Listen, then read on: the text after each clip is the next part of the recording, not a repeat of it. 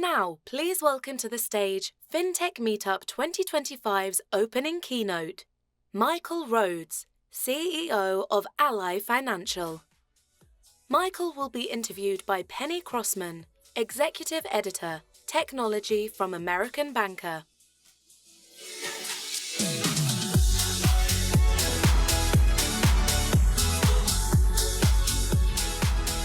Hello, welcome to this session. If people don't know who Michael Rhodes is, he's the CEO of Ally Bank, as you just heard. He was formerly the CEO of Discover. He's also worked at MBNA and at Palladian Financial and TD Bank. So a lot of experience. Yes. So you've been in this new job at Ally Bank for just under a year, and you spent your first 3 months doing a listening tour. What were some of the things you heard and learned during that listening tour? Well, Penny, thanks. It's great to be here, and it's great to see everyone here as well. It's a good thing they didn't make us dance coming in here. That would have been tough. I didn't attempt to do that. Okay, good. So yeah, I'm new in my role, and when a new chief executive is new in a role, a good playbook is to actually do a lot of listening first. And so I had my playbook was listen, learn, honor the legacy and the legacy of the organization that you inherited, and then you launch your next chapter.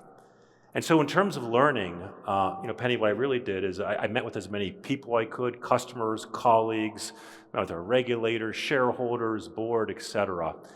And what I walked away from that with a profound sense of pride in the organization that I had the opportunity to lead.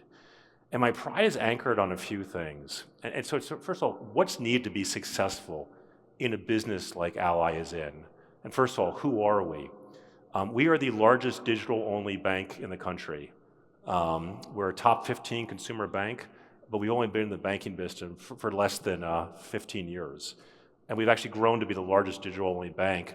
But we're also very good on the asset side of the equation. We're exceptional on the asset side of the equation. And are actually the largest lender to the auto business in the country, bank lender, I should say. We also have a corporate finance business and some other things, investment management that go along with that. But I took away a great sense of pride in the franchises that we have because we have great franchises.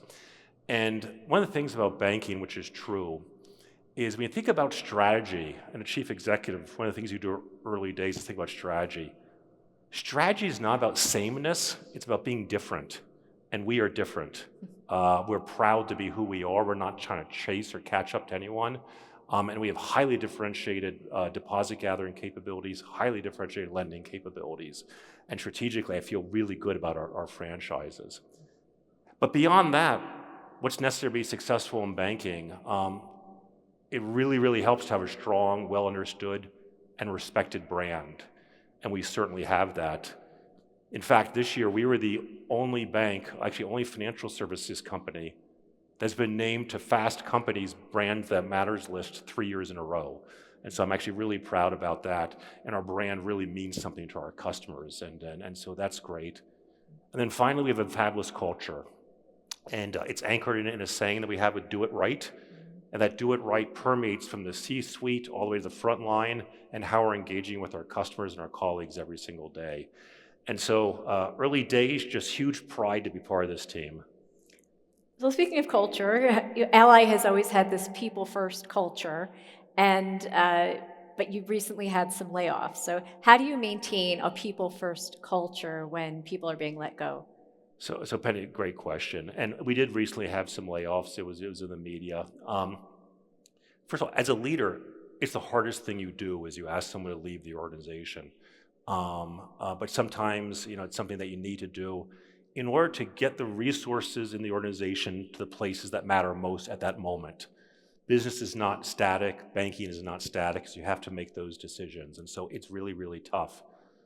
All that being said is, Penny, you said it, we are very proud of being a people-centric organization. Our engagement scores, you have these external benchmarks from the top 10% of all companies globally. We're on Fortune's list of the best places to work. Our retention rates for our colleagues is really quite high.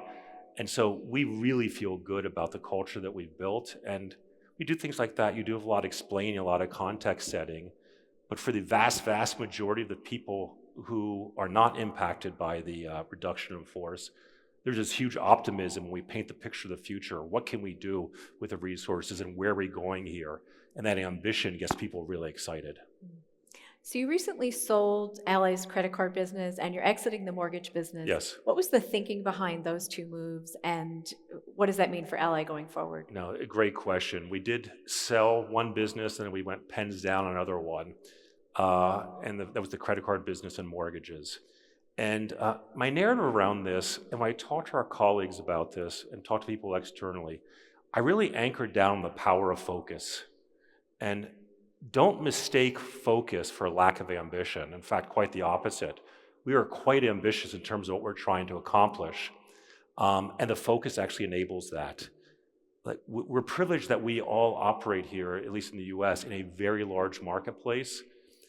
And when you operate in a marketplace this large, you want to marshal your resources, your attention, your energy, and your time at the places where you have a reason to win and you can make a difference. And we absolutely think we can do that by focusing in on our core businesses. And so the credit card business had a great team, and we sold to a place that I think they're going to do fabulous with it. It's better positioned there than it is with us. And then the mortgage business is, look, the mortgage business is a tough business for banks. And when I look at the resources and where we want to spend the time and energy, I know we can do great things in the auto franchises. I know we can do wonderful things in our corporate finance business and our deposit gathering with Invest, and even some of the technology solutions that we bring to the table. One of the things that folks don't really always know about us is we actually, in supporting the dealer community, this is the auto dealer community, we built technology to help them be more effective, to help them win in what they're doing. That's served us very, very well, and we're going to be spending more on the things where we're really good at. And I think that leads to success. I figured out in business, the thing you do is what you do well, you do more and more of, and everything else you just kind of push off to the side a bit. So I imagine a lot of people here work for fintechs. When you're thinking about working with a fintech partner, what are some of the things you look for? What do you want to see in a partner? Oh, it's a great question. A few things. And so I've worked with fintechs for much of my career. In fact, the earlier part of my career, although I was a bank, we kind of were a fintech. We were the early roll-up of credit card capabilities and assets in the 1990s. And I'm a bit of a storyteller, Penny, so I'll tell you this story. When I used to go and pitch banks, and I sold solutions to about 400 different banks, one of the things I would always do is research them intensely before I made the sales call. And what does that mean? Yes, you go online and you talk to people with points of opinions, you can read analyst reports, become a customer, understand the business. I used to go in before I would meet with CEOs of banks, and the day before I'd fly early to the marketplace and I'd go into a local branch, I would open up an account, and I would talk to the branch manager. I would learn about what makes the organization tick. I would take that and I would replay it to the chief executive to show that I had a real appreciation for who they were. And by the way, you call out the branch manager by name. I met Sally at the intersection of 5th and Main, and this has a huge, huge impact because they see that you care about their business. At the end of the day, when I think about partnerships like this, there are three things. It's got to be a win, it's got to be a win, and it's got to be a win. So I'm going to describe what I mean by that. It's got to be a win for the customer, our customer, the customer, collective customer, in terms of what we're actually delivering for them that makes, in our case, banking easier, better, less risk, all the things that matter. It's got to be a win for the fintech. If we're going to go into business with someone, we want them to be there for the long term. And so we want this to be successful for them. It's also got to be a win for us as the bank. And what does that mean? It means it helps solve a problem that we have. One piece of advice I would offer to anyone trying to pitch fintech services is it's really hard if you come to me to convince me I have a problem, and then you have an answer to the problem I didn't already know that I had. That's a hard sell. What's a much easier sell is you come to me and say, I understand your strategic objective. I understand some of the friction points that are getting in your way. Let me tell you about the outcomes I can help you drive. And so come and solve a problem, take a challenge they already have, and deliver outcomes. Don't deliver capabilities, deliver outcomes. And that really, really makes a difference. And so that's why I say it's a win-win-win. It's a win for the customer, it's a win for our partner, it's a win for us. Now, the one thing I'll actually also add to this when it comes to being a win for the partner is you have to remember that as a fintech, when you're dealing with us as a bank, you're an extension of us. That means everything you do, we're basically in one way or the other accountable for it. Money laundering rules, operating risk, cybersecurity, fraud risk, credit risk. We have all these risks that we have to manage, and you become an extension of us. And something I'll say here is going to sound counterintuitive. Some of the best entrepreneurs, the folks who do really, really well, what you have is this amazing resilience and the ability to not take no for an answer. And that serves you well. One of the things I sometimes do when someone pitches me something, I tell them, check that instinct at the door because I'm going to do you a favor. I'm going to tell you no early on because if I drag it along, you're going to spend a year selling something that's not going to happen. And I want you to focus. Meanwhile, if you come to me with a solution I think has some real legs to it, I'll say, yeah, this is actually really interesting. We've got a lot of work to do on our side. We have to protect our bank, we have to protect our customers. And it's one of the ironies of the sales cycle because to be really effective, you have to be incredibly resilient. But you also know that you're going to spend a lot of calories and effort trying to make that happen. Makes sense. So one thing that you and your CFO have talked about a little bit in recent earnings calls is that you've been making some changes to your collections process to give people more opportunity to communicate, to ask for modifications, to ask for more time to repay. And you've also, I think, given people more time before you repossess their cars. Can you tell us some of the thinking behind that? And is there a technology aspect of that? Is there certain technology that's helping you communicate with people? Well, absolutely. And so collections is the ultimate high-tech, high-touch business. And I'll talk about the tech in a second. Before that, the touch. Oftentimes in banking, we talk about moments that matter. And so what are the moments that matter? Fraud is the moment that matters. Opening a new account is a moment that matters. Not being able to pay your bills, that's a moment that matters. And the vast, vast majority of people who are behind on bills, it's because something happened. Life got in the way. They lost their job. They became divorced. They moved, or maybe a sickness or an illness. They do not want to be in that situation. So on the human side, the touch side, it's very important for us to be empathetic in all of our dealings with these customers. We're trying to help them be successful. That is really the objective. And so how do we do that? Yes, there's a personal engagement that happens sometimes over the phone, but there's also technology involved, and the technology is incredibly important. Sometimes we talk about MarTech, marketing technology. Really the same type of MarTech capabilities that you think about reaching out to new prospects, it comes into play when you're actually dealing with customers who are behind their bills. Data. Data is hugely important. Who am I going to talk to when? How early in their delinquency? What do I offer them? What's the channel I reached out to them? Time, offer, place. You got to think about all those things, and data becomes hugely important. And you can run all sorts of champion challengers and tests on these data sets to figure out how to be most thoughtful about where we put our time and energy in terms of our collecting. So the data insights are hugely important. And then there are other capabilities, and the capabilities, how do we reach out to our customer, be through intercepts or text or other ways we can do that, and sometimes it's a phone call. And we find different customers in different segments react in different ways. And so collections really is a bit of a MarTech type business, but there's a heavy, heavy human element to that. So it's really being both high touch and high tech. And our team this year has made some changes in terms of how we do our collections practice. And we're seeing great results from that. And the results are, in this case, most of our consumer loans are actually auto loans. And this is allowing customers to stay in their cars for longer and working with them to build solutions. But we need the data solutions to be smart about what we're doing, and we need the communication channels to be very targeted, timely, and relevant. What is most effective these days? I mean, it used to be people got phone calls during dinner at their home. Like what works today? Surprisingly, text is very important, is very impactful. Sometimes it's just the reminder. Emails get a little bit less, attention these days, but text is just a reminder.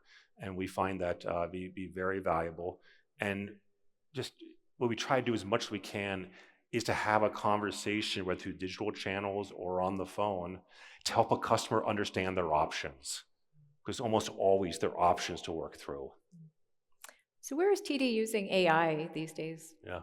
Oh, AI is such a fascinating space. And look, I for one view AI as one of the transformational technologies of the 21st century, or really of the past 100 some years. You think about the personal computer, the internet, the mobile device, and now clearly AI. And so this is very, very transformational. We've built an in-house tech team that's really piloting and doing a lot of interesting things that's really focused just on AI. And what we're really trying to do is anchor in on actually on our colleagues, and help our colleagues be more efficient, help our colleagues be more effective, both efficient and effective. And that comes into customer service interactions. It comes into our marketing ecosystem, both in terms of the copy we create, the images, the user experience. We can use AI to rapidly iterate and learn from there. And there are a whole bunch of processes that would be administrative or operational processes where AI comes into play. And so it's hugely transformational. But a couple caveats I always give with AI is sometimes we're buying into this notion of AI is going to change the world, and I think it actually will. But to change the world, two things need to be true. One is your data needs to be well organized. And I know earlier we heard about the legacy of technical debt inside large banks, and a lot of large banks have technical debt, and part of that technical debt is their data infrastructure. And so it's hugely important that you get your data organized, sorted, curated in a way the AI can use that. And that's one place where I'm really proud what Ally has done. And before I came into the role, the team had actually made the hard investments. And it's tough to build a P&L around that kind of infrastructure type investment. But we've actually done that, which means our data is ready to be used in an effective way. And those are hugely value-added investments. Although when you first kind of run the P&L, it's difficult because it's dependent upon an end use case that hasn't yet been defined. And so there is a bit of a leap of faith to make that investment. That's point one. Point two, and particularly on your operational processes, you need to understand your processes. And so you do bring AI to a narrow problem and don't understand the end-to-end process, my guess is you're not going to optimize it. And one of the challenges whenever you're working inside of a large organization, a large bank, or you're selling to us, is we have organizational silos. Every organization does. And processes cut across the organizational silo. Although customers see us, they don't see the silos. They actually see the experience. And so you have to look at the experience on an end-to-end basis and figure out how AI works on an end-to-end basis and not solve within one narrow vertical of the organization. And that's tough work. Was there any one technology or effort that made that data infrastructure work possible? Well, so look, we have a cloud-based solution that we're using for our data environment, and cloud-based solutions bring all sorts of great things, resiliency and scalability, security, and tooling. But at the end of the day, there's a lot of hard work behind this, because in order to get the most of your data, you need to understand your data, which goes back to source systems, understand the metadata, how it flows through every part of the organization, how the data gets transformed as it's flowing. So an end user actually understands the whole lineage of it and can make the most of it. And that's just hard work. And there's requires a lot of subject matter expertise. But once you do that, you have a really, really powerful asset.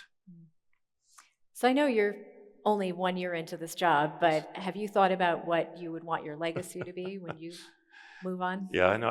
It's one of those questions people always ask you, day one of the job, what your legacy to be? And the way I actually frame that, my answer is, I say, first of all, when I think about legacy, it's not my legacy, it's our legacy. Our legacy is all the colleagues and then the environment, the people who work to support Ally. And when I think about our legacy, look, I'm looking to build something extraordinary.